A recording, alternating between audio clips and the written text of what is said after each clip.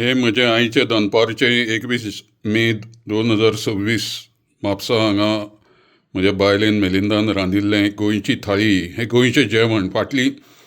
म्हाका जालीं 67 वर्सां. फाटलीं 60 वर्सां फक्त हांव बरें जेवप खावपाचोच विचार करतां आनी ताका लागून म्हाका बरें आतां म्हणजे वाचपाक काम करपाक बी भरपूर एनर्जी मेळटा, जिवूय बरो उरता. म्हणटकीच प्रत्येक गोंयकारान अशें चिंतपाक जाय की हॉस्पिटलान आपूण दाखल जावच्या पयलीं सोर बीर लावन सगळे नर्शी फाटल्यान फुडल्यान भोंवता, लोक येवन चवकशी करता. हें सगळें करच्या पयलीं बरें बरें तुमी शिजोवन घरान जेवपाक जाय. खरें गोंयचें जेवण म्हणजे हातूंत आतां गोठाचें सांसव आसा, हांगा मसुरेची भाजी आसा, हांगा मांगिलार आंबे आसा, हांगा तळिल्लीं सुंगटां आसा, हांगा मानशेच्या सुंगटाचें हुमण आसा, हांगा गोठाचें सांसव, आंब्याचें लोणचें, मिरसांगेचें लोणचें, लसूण चटणी आनी ताक.